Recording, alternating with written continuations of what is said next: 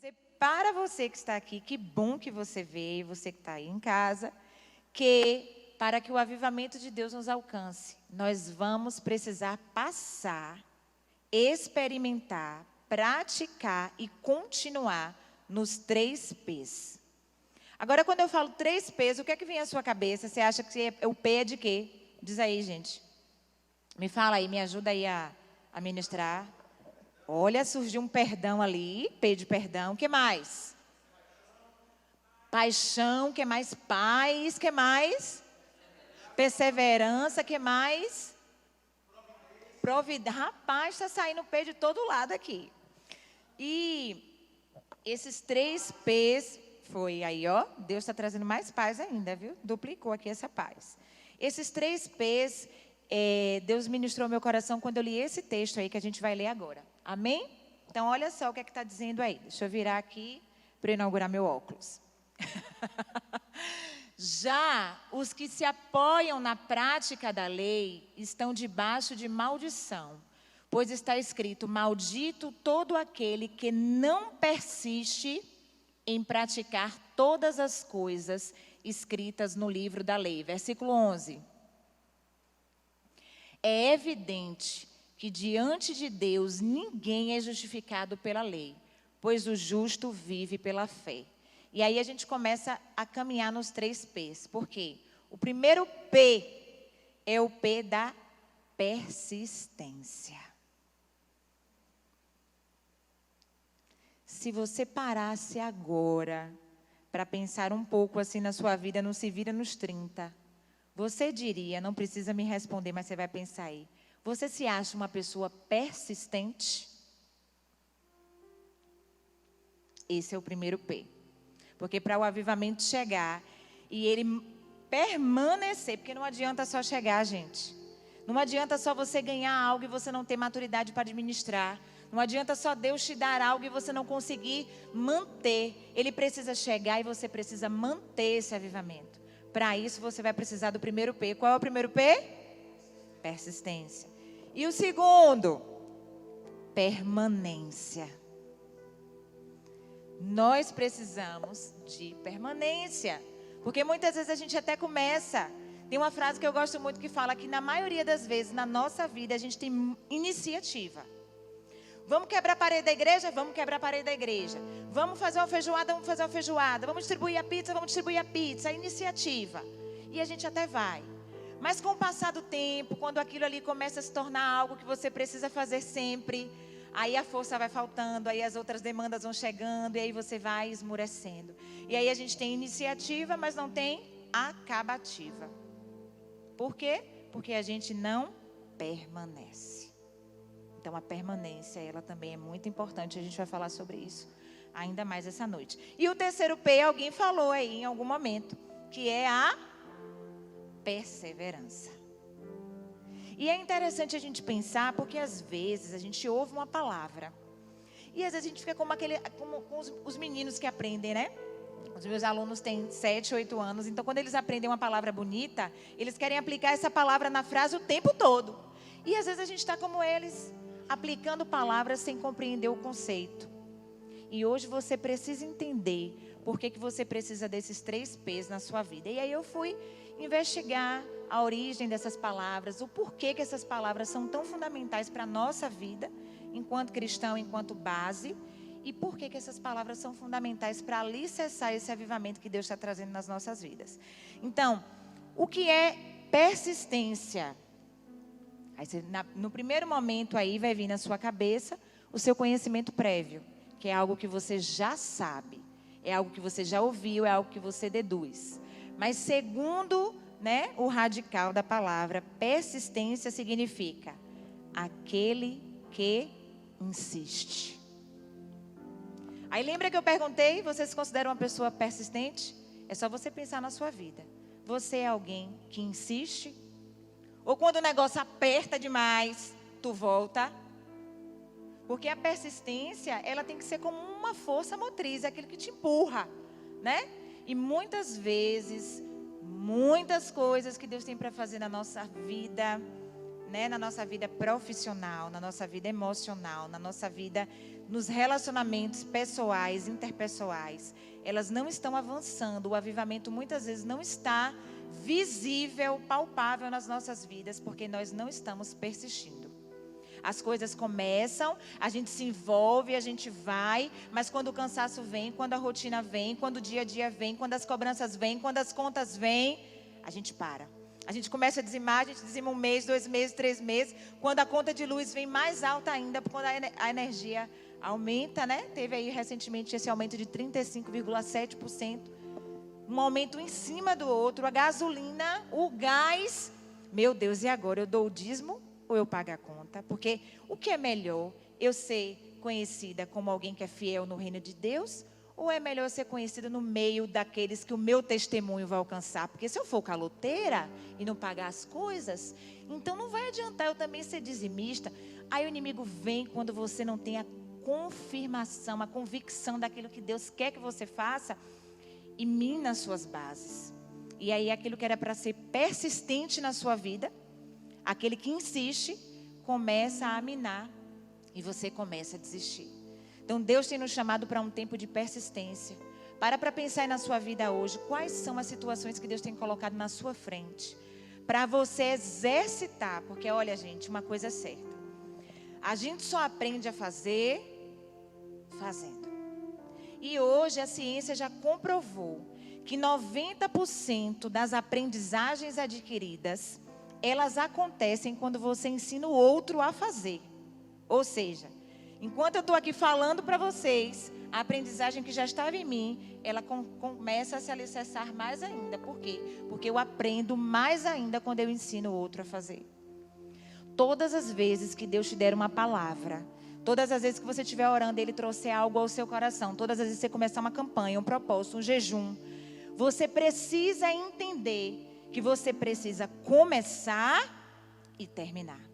A palavra do Senhor ainda diz, melhor que você não vote, que você não faça o voto, que você não se levante para fazer algo, se você não vai chegar até o fim.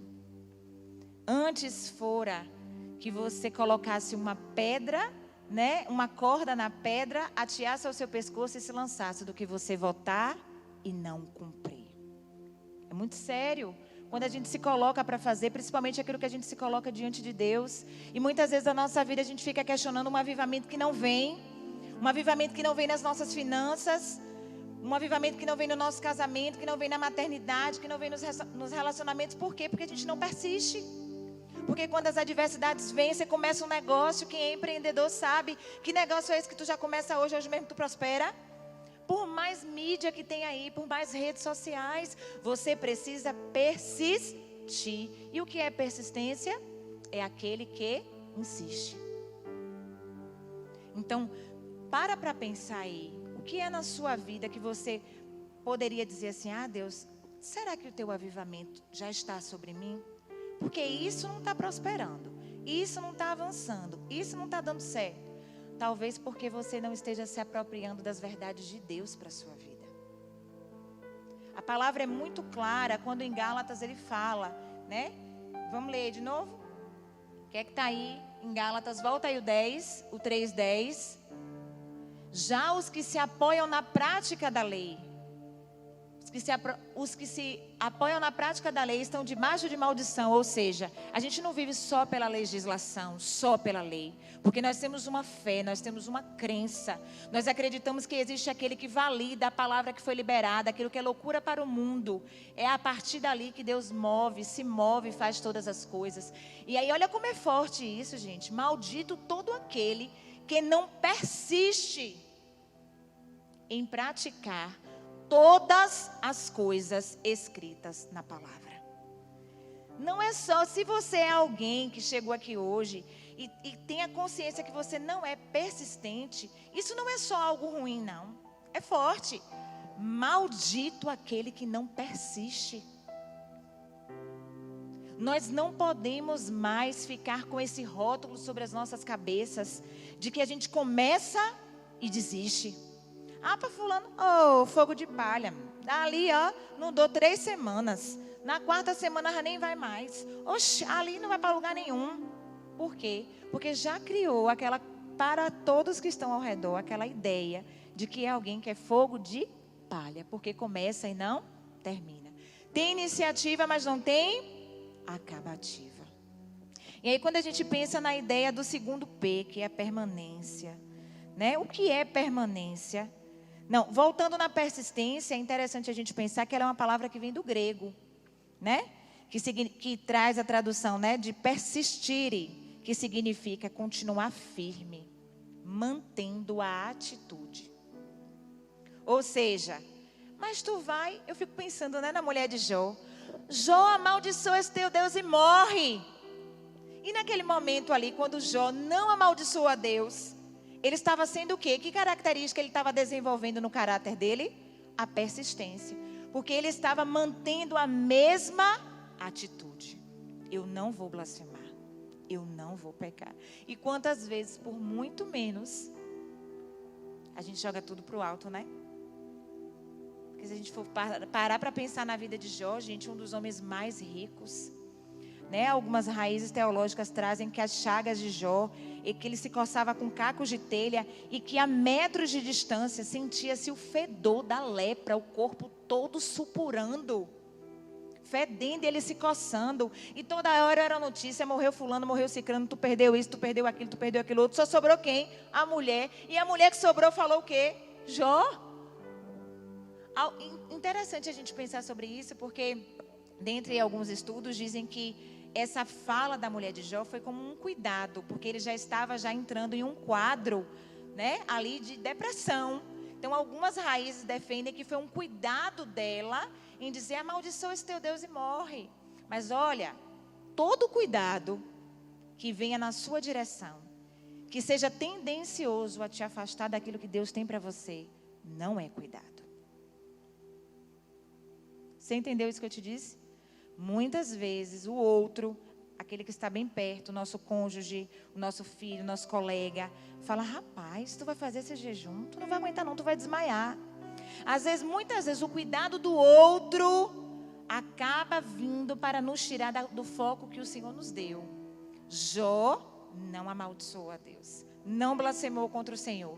Ele persistiu na mesma atitude. Então, se você entrou aqui hoje se sentindo alguém vacilante, alguém muitas vezes inconstante, sabe o que é mais interessante a gente pensar sobre a caminhada com Deus? Ela não está pautada em velocidade. A caminhada com Deus não tem a ver com velocidade. Ela tem a ver com constância. Não adianta você ir muito rápido.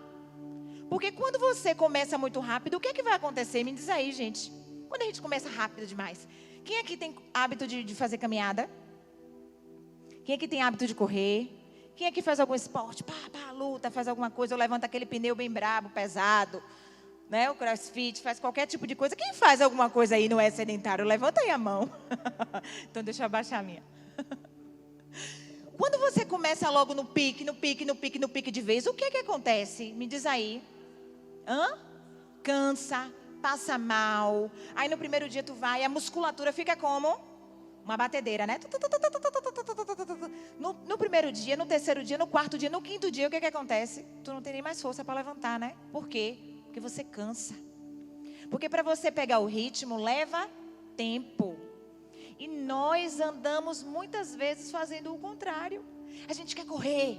Eu conheço tantas pessoas que começam a fazer propósitos. E aí fazem muitas coisas e começam a ler a Bíblia toda. E dizem: eu vou ler a Bíblia toda em 2 meses, em 1 mês. Aí eu penso: meu Deus, essa pessoa não trabalha não? Não arruma a casa, não lava nada, não faz nada. Porque uma Bíblia toda em 1 mês para compreender, eu não consigo entender. Mas vai naquele ritmo, para de ir na casa da sogra, para de ir na casa da cunhada, não fala mais com as pessoas porque quer viver. E aí começa no ritmo frenético, porque pensa que o relacionamento com Deus é velocidade. Não é velocidade. Até porque a gente não está aqui para comparar quem passa mais tempo na presença. Sabe por quê?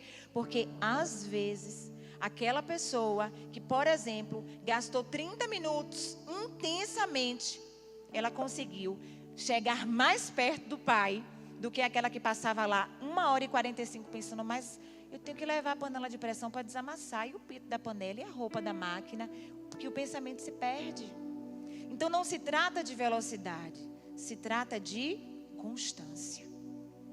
Então hoje, decida no seu coração ser uma pessoa persistente. Aquele que insiste, aquele que não retrocede, aquele que não se move pelas más notícias, aquele que não permite que os comichões, sabe, que os sofismas, o que são os sofismas? São as mentiras que se apresentam como verdade.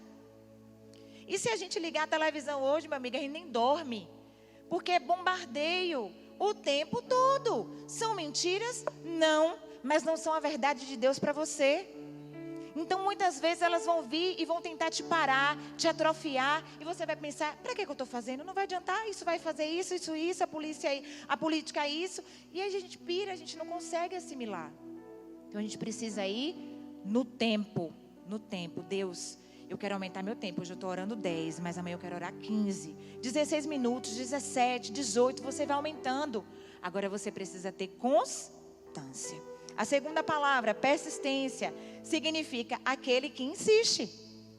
E é interessante a gente pensar sobre aquele que insiste, porque a Bíblia nos traz uma história que diz aquele homem que já está dormindo, que já está com tudo fechado, que já está com seus filhos todos dormindo, alguém vai lá e bate na porta pedindo um pão. Pensa aí nesse frio, tu todo enrolado, uma chuva, um frio, e tua vizinha lá na porta batendo para pedir pó de café. Fala aí, tu levanta para dar o café ou tu finge que está dormindo? Uns deram uma risadinha aí, porque ficaram na opção 2, né? Porque ninguém merece, já trabalhou o dia todo, ela levantar para tomar café da manhã, amanhã eu te dou, deixa até na tua porta. Mas a Bíblia diz que aquele que insiste vai ver a porta se abrir. Porque ainda que aquele homem não levante porque quer que tu tome o teu café, ele vai levantar porque não quer que tu bata mais na porta. Então a gente precisa ser insistente. O que é que a gente entende sobre insistente? É uma palavra que vem do grego, que significa continuar firme, perseverante. Observe que as palavras, elas meio que se aproximam, né, no seu significado, porque uma perpassa pela outra. E às vezes a gente se questiona por que o avivamento de Deus não chegou nas nossas vidas. É porque a gente não entende muitas vezes que a gente precisa alicerçar. Ninguém vai construir uma casa sobre areia. Se eu construir uma casa sobre areia, o que é que vai acontecer? Uma casa sem fundamento, ela não vai subsistir. Avivamento precisa de fundamento. Porque senão na primeira adversidade que vier, tu vai correr, porque tu não vai aguentar. Então Deus está nos treinando. E aí o terceiro P, permanência, que significa aquele que continua. Olha só. Primeiro você precisa permanecer. Depois você precisa insistir. E por último você precisa continuar. Ah, mas eu não estou ouvindo nada. Ah, mas eu não estou sentindo nada. Deus não se move no nível do sentimento. Se você for esperar sentir alguma coisa, tu vai ficar duro, teso.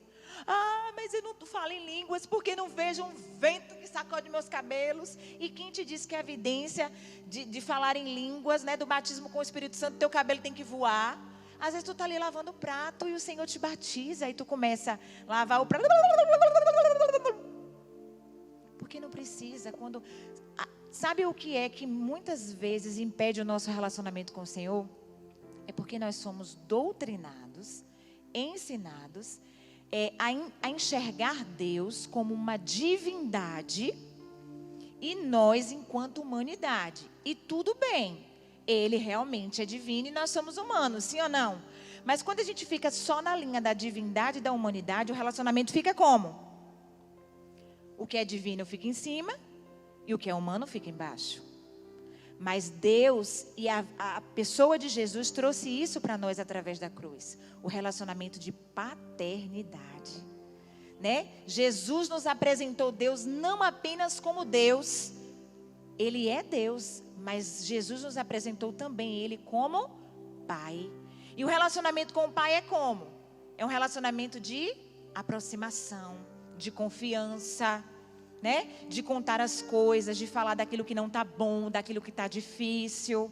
Quando é divino, a gente tem medo de contar a verdade. Às vezes a gente esquece que Ele já sabe, antes mesmo que as palavras venham à boca. E a gente perde a oportunidade de confessar. E confessando a gente se achega mais ainda, porque o Senhor olha, percebe que a gente está sendo transparente diante dEle. Então, é importante a gente pensar nessas coisas. Eu vou, pensando nesses 3 P's, eu vou colocar rapidinho um vídeo para a gente. E aí a gente vai falar sobre os outros 2 textos. E eu queria que você se ligasse. Não feche seu olho e durma não, viu? Preste atenção nesse vídeo, porque ele é um resumo de um filme. Não sei se você já assistiu. Ele é um filme bem antigo. E nem está na Netflix, está disponível no YouTube. Se chama O Último Homem. Quem aqui já assistiu? O Último Homem? Então... Toda vez, já assisti 3 vezes, choro nas 3 vezes, como se nunca tivesse assistido. Mas, vê se você consegue enxergar os 3 P's nesse vídeo. Quero que conheçam o soldado Desmond Doss. Eu tenho que me alistar. Não posso ficar aqui enquanto todos lutam por mim. É claro que pode. Dorothy, Você pode eu ficar tenho aqui. que ir. Eu quero ser médico. Eu vou pra lá salvar gente e não matar. O soldado Doss não acredita em violência. Não quero ter que visitar meus filhos aqui. Pai, eu já me alistei. Acha que essa guerra vai de acordo com você? Com suas ideias? Ele nem sequer ousa tocar numa arma. Desculpa, sargento. Não posso tocar numa arma.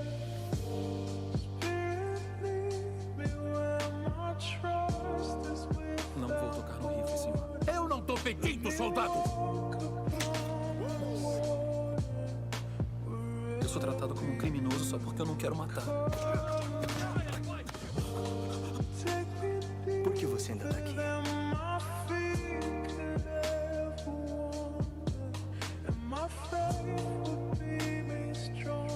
Talvez eu seja orgulhoso, mas não vou conseguir viver comigo mesmo se não permanecer fiel ao que eu acredito.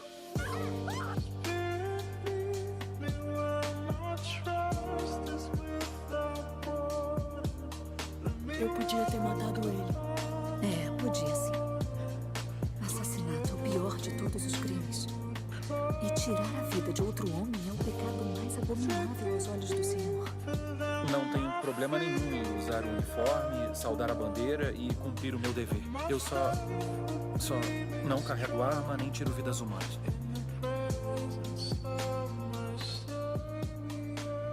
Não é certo que outros homens tenham que lutar e morrer para que eu possa ficar em casa em segurança. Eu tenho que servir.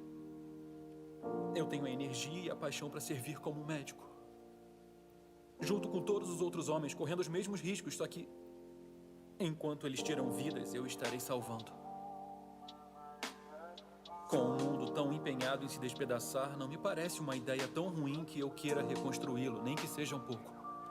Soldado Ross está livre para entrar no inferno da batalha sem uma única arma para se proteger. Você sabe que tem muita gente que morre na guerra? Quer dizer, essa é a essência da guerra.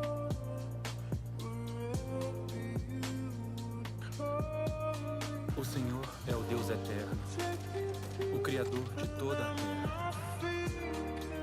Ele não se cansa nem fica exausto. Sua sabedoria é insondável. Ele fortalece o cansado e dá vigor ao que está sem forças. Até os jovens se cansam e ficam exaustos, e os moços tropeçam e caem. Mas aqueles que esperam no Senhor renovam as suas forças. Por favor, não me deixa! Eu não vou a lugar algum. Eu vou te levar pra casa. Você tá comigo, Ralph, tá bem? Eu vou te levar pra casa.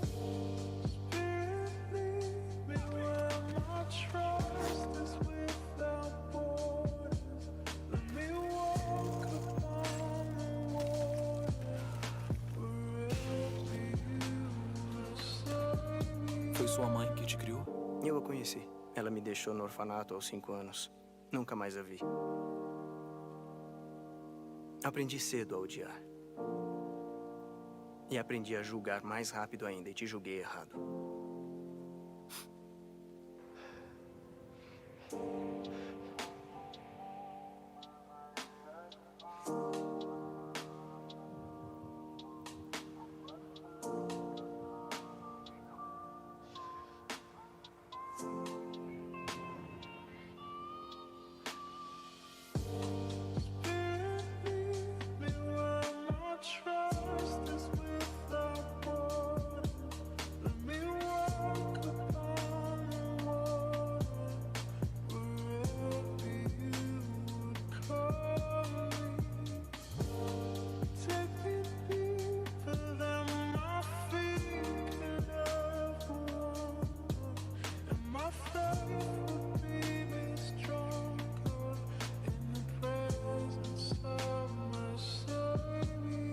conseguiu descer de lá? O Doss. O Hal ainda tá lá em cima. O Howell e o Doss fizeram isso? Não, foi só o Doss. Só o Doss? É só o Doss. Doss, o covarde. Você fez mais a serviço do seu país do que qualquer outro faria. E eu nunca errei tanto em relação a alguém na minha vida. Espero que um dia possa me perdoar. A gente vai subir lá de novo amanhã. E não vão querer subir sem você. Qual é o motivo da demora, capitão? Devia ter começado o ataque há 10 minutos. Estamos esperando, senhor. Esperando pelo quê? O soldado Doss terminar de orar por nós.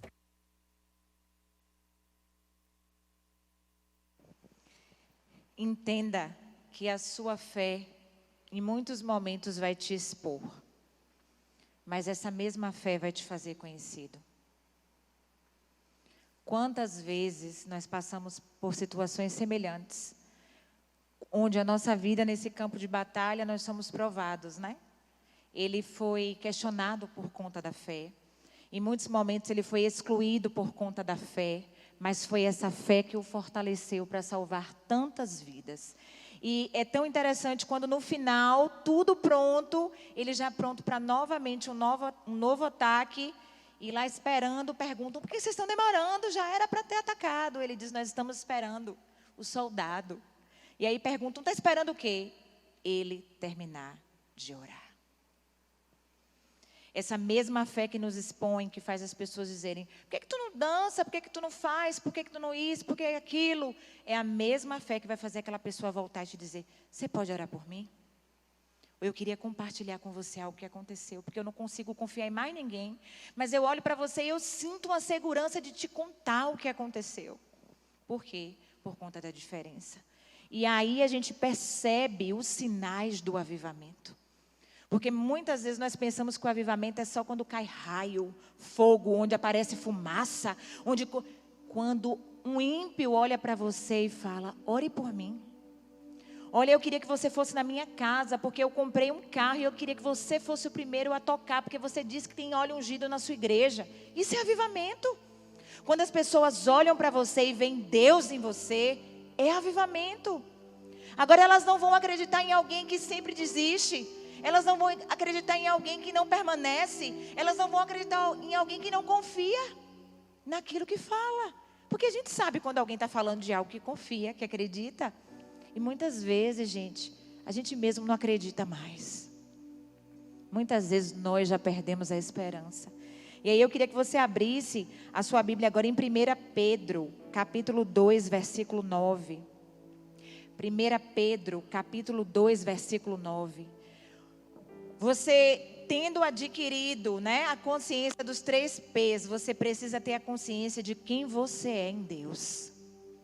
Porque a gente só consegue permanecer, persistir e perseverar quando a gente conhece quem nós nos tornamos em Deus. E aí eu quero abrir um parênteses para te dizer algo. Nós somos, né, levados em muitos momentos, né, nas terapias, nos coachos, nas palestras motivacionais, a olhar para dentro de nós. Muitas vezes a gente ouve essa frase, olhe para dentro de você, analise quem você é. Mas eu queria te dizer uma coisa. O avivamento que Deus tem para a tua vida está mais relacionado com a maneira como Ele te vê do que com a maneira que você se vê. Porque quando a gente olha para dentro de si, o que é que a gente vê?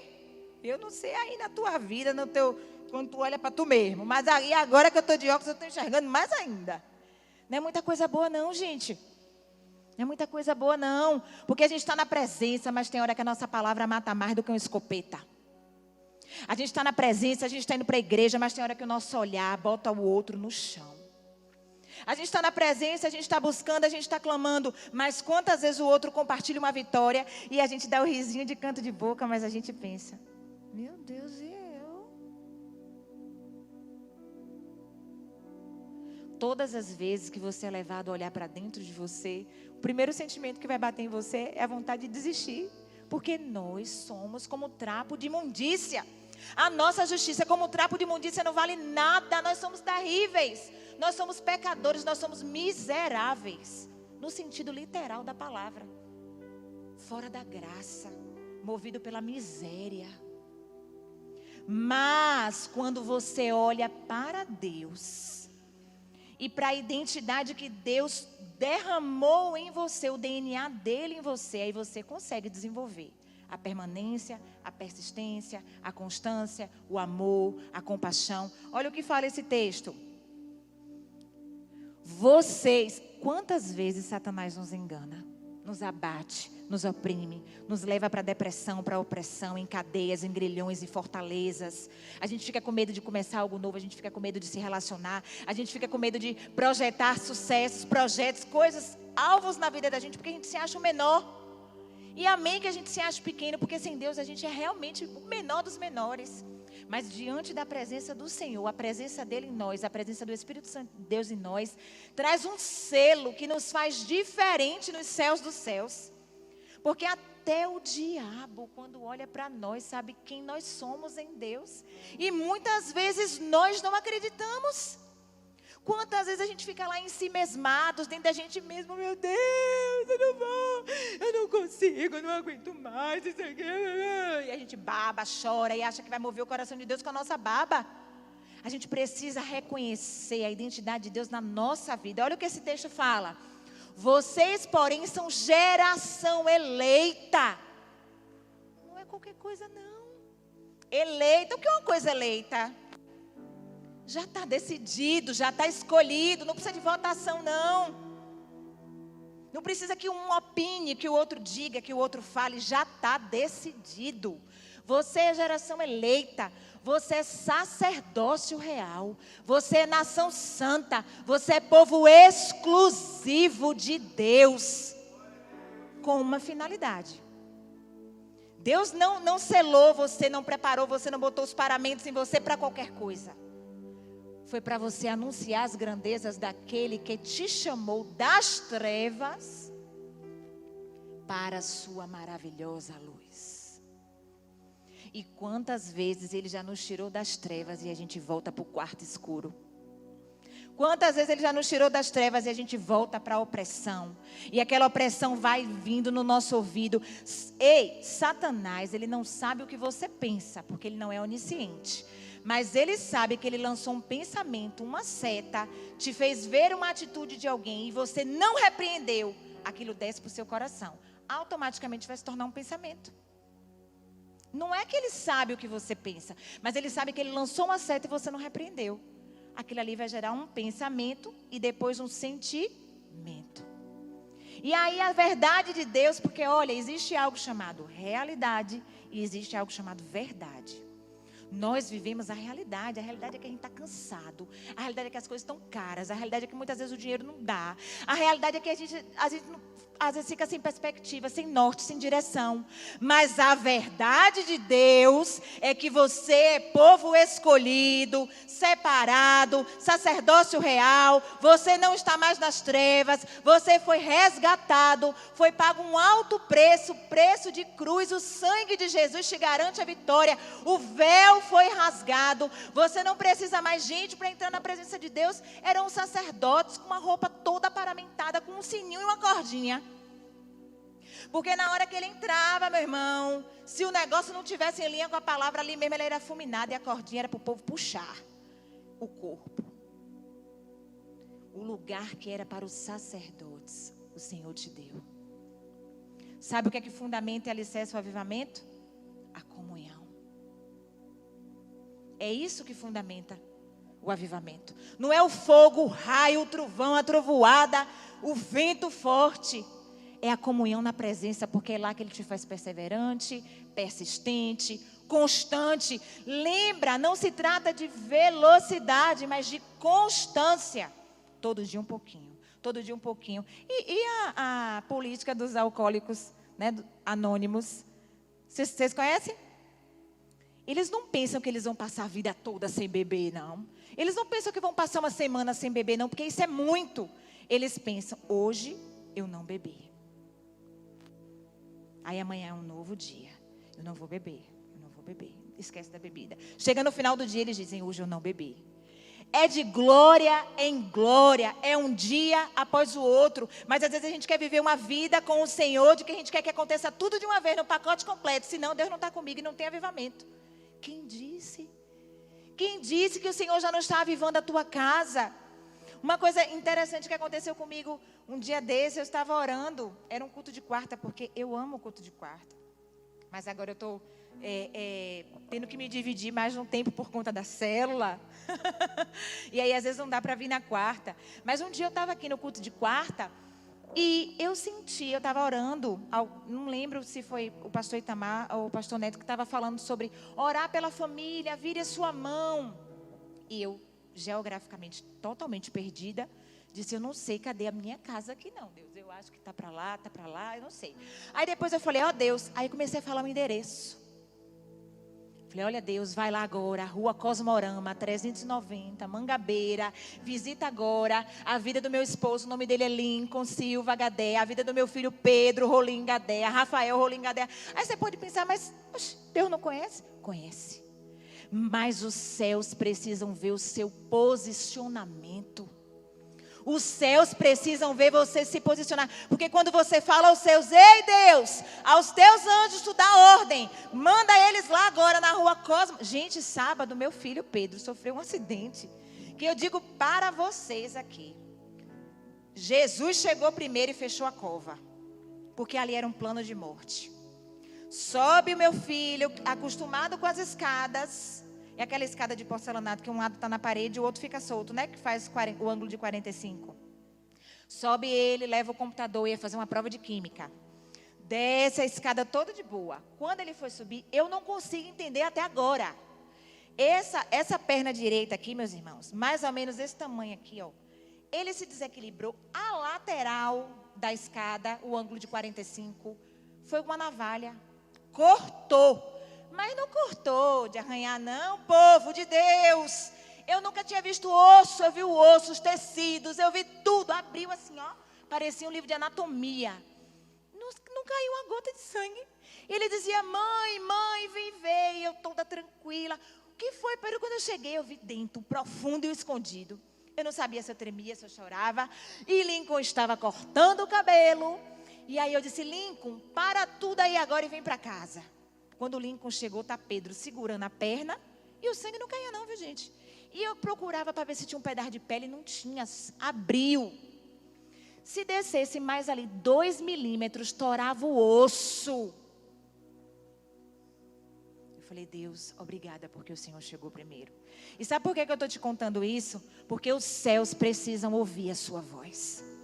Os céus precisam ouvir a sua voz dizendo, ei Deus, os anjos agora precisam ir lá no Jardim Cruzeiro, na Rua Andaraí, 390. Eu não sei onde é que você mora. Talvez tenha algo na sua vida que precise de um rebuliço, porque você não está usando a autoridade. Você é geração eleita, povo santo. Ei Deus, aqueles negócios. Ei Deus, vai lá agora e fecha aquela cova. Desfaz, meu Deus, toda palavra de maldição. Você precisa se posicionar. Não adianta Deus te dar e você está com os lábios cerrados. Avivamento também é exercer a autoridade. Você precisa, você não é qualquer pessoa. Sabe aquela frase que a mãe da gente diz o tempo todo? Ah, tu vai ali, não, tu não vai não. Mas não sei quem foi, mas você não é todo mundo. Você não é todo mundo. Você precisa usar aquilo que o Senhor já te deu. Ele está dizendo, entra nesse trabalho aí agora, ó. Pisa e fala até hoje. Porque a partir de amanhã o negócio vai ser assim, assim, assim, assim, assim. Ah, mas eu vou dar ordem no meu trabalho? Não. Você vai dizer aos céus que a vontade do Senhor é boa, perfeita e agradável. E ela vai prevalecer. Porque às vezes as adversidades vêm para te tirar do propósito, para você esmurecer. Para você retroceder, para você voltar. E você precisa se levantar e dizer aos céus, ei Satanás, comigo não. Comigo não, eu sou nação eleita. Eu não vou me calar. Não cale os seus lábios. Porque Satanás está roubando uma herança que já é sua. Você não está lutando. Sabe quando a Bíblia fala que o reino dos céus é tomado por esforço? Mas não é o esforço de você conquistar não. Porque já foi conquistado na cruz do Calvário. É de você não aceitar que Satanás roube. O esforço é de você não deixar ele roubar. Porque o tempo todo ele está tentando roubar. Sabe por quê? Porque ele já sabe a potência que você é. Mas muitas vezes você está olhando para dentro de si. Eu não posso, eu não sei, eu não sou. Você não é mesmo não, eu também não sou. Mas Cristo em nós é a esperança da glória. É Ele que vem sobre nós, Ele é que muda todas as coisas, coloca todas as coisas no lugar. Você é o que a Bíblia diz que você é. E você precisa se apropriar dessa verdade. Sabe quando você tem que ir na padaria, vá marchando. Vá marchando, Deus, em nome de Jesus. Tu sabe que eu não tenho mais como fazer tal e tal coisa, eu não aceito. Pai, em nome de Jesus, a minha conta é no banco tal, na conta tal. E você vai chamar a existência aquilo que não existe, porque o reino do Espírito é assim. E você precisa se apropriar. É por isso que Deus quer te fazer perseverante. É por isso que Deus quer criar em você resistência. Às vezes a gente fica muito na palavra resiliência. Ah, fulana é resiliente, fulana é resiliente. Mas resiliência é a capacidade de resistir. Mas só resiste aquele que permanece, aquele que persiste. E não se trata de velocidade, se trata de constância. Não adianta tu ler um dia 10 capítulos da Bíblia e passar uma semana sem ler mais. Porque não se trata de volume, se trata de qualidade. E aí, antes da gente finalizar, eu queria ler 2 textos para a gente. Primeiro, Romanos 5:5. Vai aí em Romanos 5:5. Aí você pode pensar assim, mas é muito difícil, agora que eu estou me levantando na presença, agora que eu estou me firmando, agora que eu estou no ministério de maneira mais pontual, tantas coisas estão acontecendo, parece que está indo de trás para frente. Olha o que Romanos 5 nos fala. Olha aí. Gente, não tem nada que aconteça com a gente, na vida da gente, que Deus já não nos prepare. É porque às vezes a gente não está atento aos sinais que Ele está nos dando. Aos sinais. Quantas vezes, ali naquela meditação do meu devocional, era a palavra que era uma porção que me enchia para o que eu ia enfrentar quando eu saísse. Tantas coisas, palavras que a gente ouve, que nos mata muitas vezes. Atitudes que a gente vê, que a gente não espera do outro. E que vai mortificando a nossa fé. E vai nos fazendo retroceder. E vai nos colocando em cadeias. Sabe o que é que o Senhor fala? Não vos coloque novamente debaixo do jugo da servidão, porque o Senhor já vos libertou. E às vezes a gente aceita as cadeias, os pensamentos. Sua mente é campo de batalha. Não está conseguindo dormir, está com ansiedade, está com medo, está com pânico. Bota a mão nesta cabeça. E começa a dizer, eu rejeito, eu repreendo todo pensamento maligno, toda angústia, toda opressão, toda depressão. Muitas vezes a gente fica na expectativa do culto para alguém botar a mão na cabeça da gente. Bota a mão na tua cabeça. Se autoministre. É maravilhoso ter alguém que ore pela gente. Mas não é sempre que a gente vai encontrar. De propósito. Porque Deus quer que você aprenda a caminhar. Porque se o tempo todo a pessoa estiver ali lhe aparando, ó, vai cair, segura. Você não vai caminhar. Olha o que esse texto diz. E a esperança não nos decepciona. Porque Deus, volta aí, é do 1 ao 5, desculpa. É do 1 ao 5. Diz assim. Deixa ele voltar para o versículo 1. Tendo sido, pois, justificado, a gente já viu que a gente é nação eleita, geração santa, povo marcado, adquirido. Tendo sido, pois, justificado pela fé, temos paz com Deus, por nosso Senhor Jesus Cristo. Amém ou não amém? Vamos lá, versículo 2. Por que a gente tem tudo isso? Por meio de quem obtivemos acesso pela fé a esta graça na qual agora estamos firmes. Quem é que está firme? Porque também não adianta Deus ter algo para tu e tu não está firme nesse algo que Deus tem. Estamos firmes, nos gloriamos na esperança. Não é gloriar de mim mesma. É gloriar de que existe um Deus que cuida de mim, que sabe o meu endereço, o meu nome, sabe, que sabe a minha parentela, a minha genealogia. Versículo 3. Não só isso, mas também nos gloriamos. Gente, aí agora é pancada, aí agora é punk. Se liga aí. Se alegre. Não está dizendo se entristeça, não está dizendo chore, não está dizendo rodopie, não está dizendo se jogue no chão, não está dizendo murmure. Está dizendo se alegre nas tribulações. Porque sabemos que a tribulação, ela não vem sozinha. Ela vem com uma finalidade, é uma escola, gente. O deserto é uma escola do Espírito Santo. Olha o que é que a tribulação vai fazer. Tem coisa que só a tribulação vai gerar em nós. A tribulação vai produzir em nós a perseverança. Ah, tem outra maneira de ser perseverante sem tribulação? Não, não tem.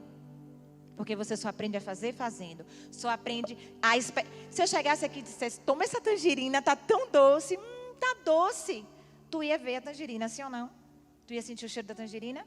Tua boca ia babar para comer a tangerina, sim ou não? Mas o gosto dessa tangerina, tu ia sentir aí na tua boca, eu te mostrando? Não, por quê? Por quê? Por quê? Porque eu tenho que provar. Eu tenho que provar e saber que o Senhor é bom. Ponto.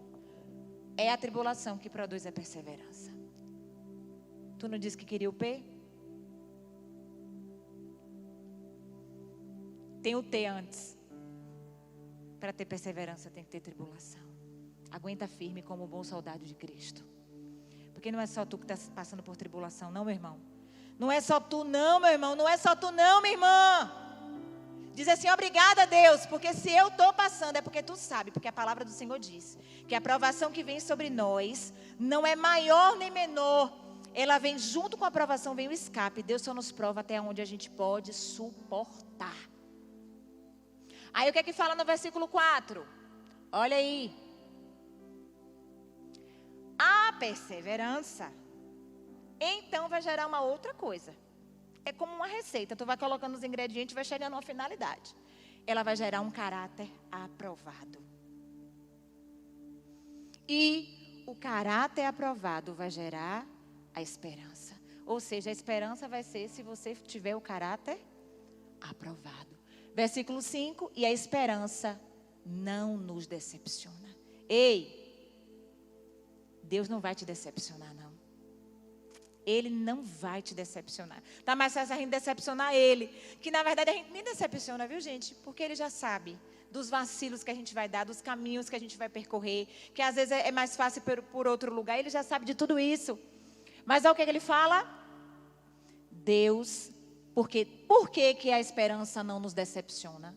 Porque Deus derramou o seu amor em nossos corações por meio do Espírito Santo que Ele nos concedeu.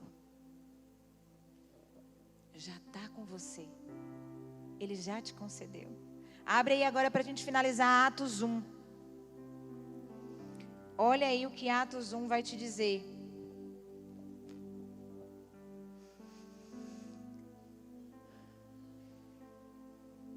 Em meu livro anterior, Teófilo escrevia a respeito de tudo que Jesus começou a fazer e a ensinar. Até o dia em que foi elevado aos céus, depois de ter dado instruções por meio do Espírito Santo aos apóstolos que havia escolhido. Depois dos seus sofrimentos, Jesus apresentou-se a eles e deu-lhes muitas provas indiscutíveis de que estava vivo. Apareceu-lhes por um período de 40 dias, falando-lhes acerca do reino de Deus. Certa ocasião, enquanto comia com eles, guarde bem essa palavra, enquanto ele comia, porque é na comunhão que nós somos alicerçados em Deus.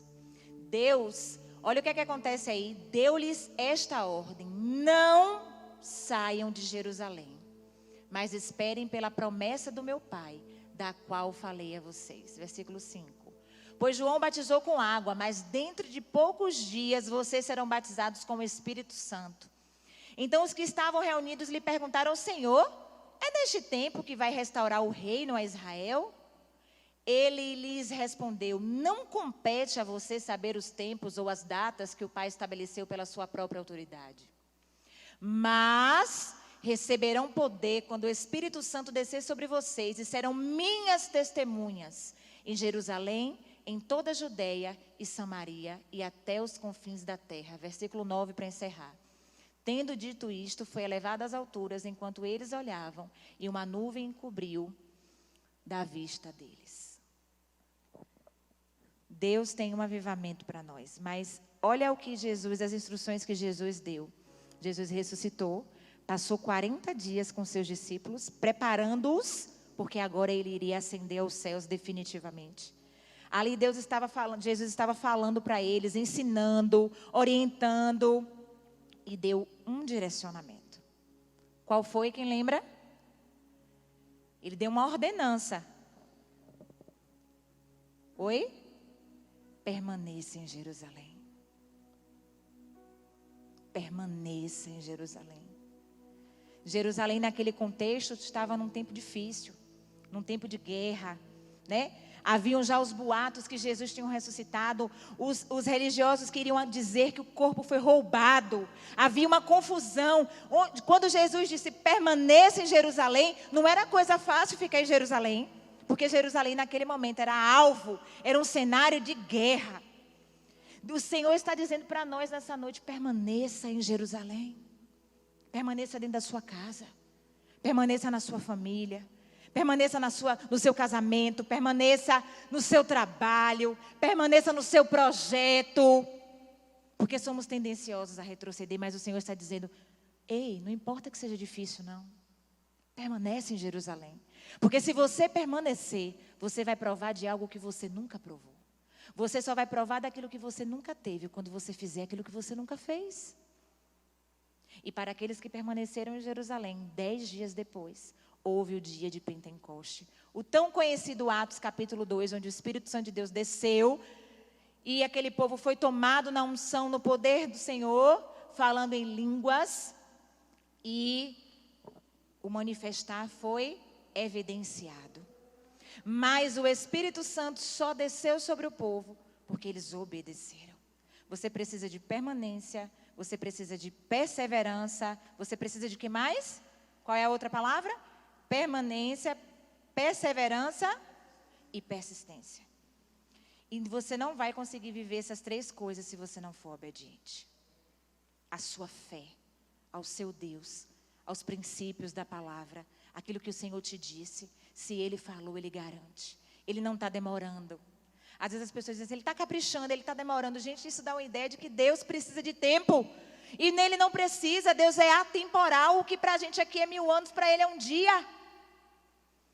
Deus, Ele não está esperando caprichar para te dar, não. Ele está esperando você crescer. Ele está esperando eu crescer. Ele está esperando nós crescermos. Porque muitas vezes o avivamento não é visível em nós pela nossa imaturidade. Porque o Senhor queria nos alimentar com alimento sólido, mas a gente está como um menino inconstante, levado por todo o vento de doutrina. Ah, é ali, eu vou ali. Ah, é ali, eu vou para lá. E Deus mandou tu fazer o quê? Porque se você não tem comunhão, você não vai saber o que Deus te disse. Fique em Jerusalém, é isso que Ele está te dizendo.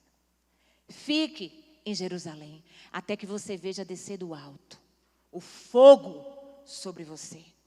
Só viu fogo quem perseverou, quem persistiu, quem permaneceu. Quantos querem o fogo? A gente canta, né? Tem fogo nos olhos. Uhul! E a gente, uhul! E cadê? Gente, não é só emoção, não é levantar, não é só, uhul, é a luz, é o não sei o quê. Isso tudo é massa. Mas sem a base, sem o alicerce, quando o vento forte vier, meu amigo, vai levar telhado, vai levar parede, vai levar tudo. E quando não é o vento, é a inundação. A chuva vem provar as obras das mãos dos homens. Os deslizamentos de terra vêm provar as casas mal alicerçadas. Talvez não tenha um vento forte na tua casa, mas esteja uma tempestade, uma chuva que parece que vai arrancar até o passeio. Permaneça em Jerusalém. Amém? Amém ou não amém? Estais limpos pela palavra que vos tenho dito. Você agora já sabe que a manifestação do avivamento, ela vem caminhando com os alicerces, com as bases. Então, se apropria da identidade de Deus para você. Você é sacerdócio real. Amém? Queria que você se colocasse de pé agora.